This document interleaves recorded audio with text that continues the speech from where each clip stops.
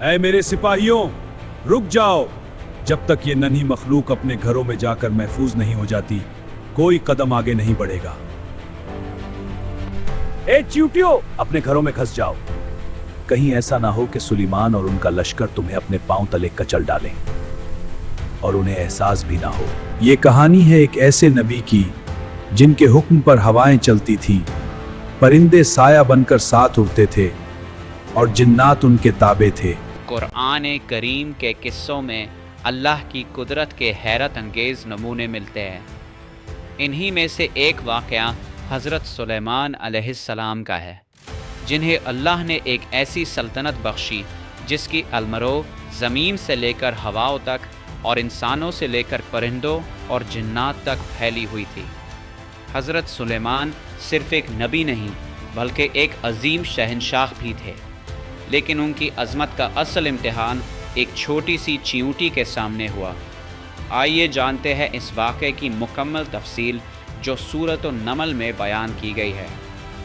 एक दिन हज़रत सुलेमान ने हुक्म दिया कि उनके तमाम लश्कर को जमा किया जाए। ये कोई मामूली परेड नहीं थी। कुरान फरमाता है कि जिन, इंसान और परिंदे सब के सब कतार दर कतार खड़े किए गए। इस लश्कर की हैबत का ये आलम था कि ज़मीन की धमक मीलों दूर तक सुनी जा सकती थी। हज़रत सुलेमान खुद इस लश्कर की क़यादत फरमा रहे थे। हवा उनके तख्त को उड़ाकर ले जाती थी, जिन्नात भारी सामान उठाए चल रहे थे और परिंदों के झुंड आसमान पर बादलों की तरह साए किए हुए थे। ये अजीमुल शान लश्कर फ़लस्तीन से यमन की तरफ रवां दवां था कि रास्ते में एक ऐसी वादी आई जिसे वादी नमल यानी चींटियों की वादी कहा जाता था। जैसे ही लश्कर सुलेमानी इस वादी के करीब पहुंचा, ज़मीन में इर्तियाश पैदा हुआ। चींटियाँ जो अपनी बस्तियों में मसरूफ़ थीं, इस ख़तरे से आगाह हो गई। इनकी सरदार चींटी, जिसके बारे में मुफस्सरीन लिखते हैं कि वो गैर मामूली समझबूझ की मालिक थी, उसने जब लश्कर की आमद की चाप सुनी तो वो परेशान हो गई। उसने अपनी पूरी कौम को मुखातब करके कहा, ए चींटियों, अपने घरों में घुस जाओ। कहीं ऐसा ना हो कि सुलेमान और उनका लश्कर तुम्हें अपने पांव तले कचल डालें और उन्हें एहसास भी ना हो।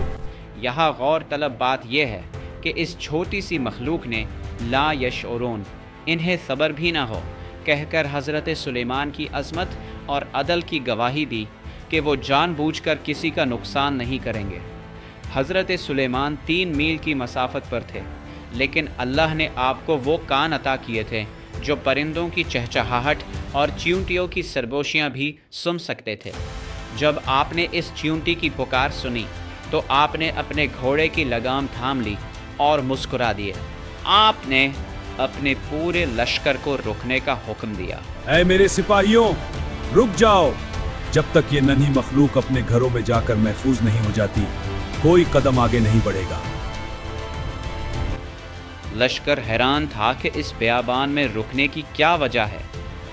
हज़रत सुलेमान ने अपने साथियों को बताया, ऐ मेरे लश्कर के सिपाहियों, अपनी जगहों पर रुक जाओ। जमीन की गहराइयों से एक नन्ही जान फरियाद कर रही है। वो अपनी कौम को हमारी आमद से बचाने के लिए पुकार रही है। अल्लाह की मखलूक में कोई भी जान इतनी छोटी नहीं कि उसका खून बहाया जाए। जब तक ये मासूम अपनी पनागाहों में नहीं पहुंच जाते, ये लश्कर एक कदम भी आगे नहीं बढ़ेगा।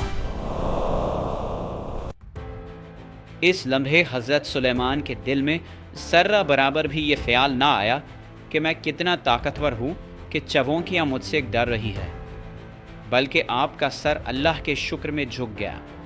आपने हाथ उठाकर दुआ की। नन्ही चींटियां तेजी से अपने बलों की तरफ बढ़ें और देखते ही देखते पूरी बस्ती महफूज मकामात पर पहुंच गई। अल्लाह की इस छोटी सी मखलूक ने सुकून का सांस लिया। वो हैरान थीं कि इतने बड़े लश्कर के बादशाह ने उन जैसी छोटी सी जान की खातिर पूरी फौज को रोक दिया है।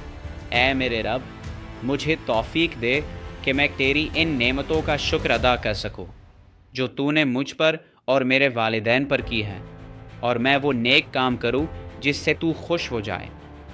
आपने अल्लाह से दुआ की कि वो उन्हें सालिहीन नेक लोगों में शामिल करे।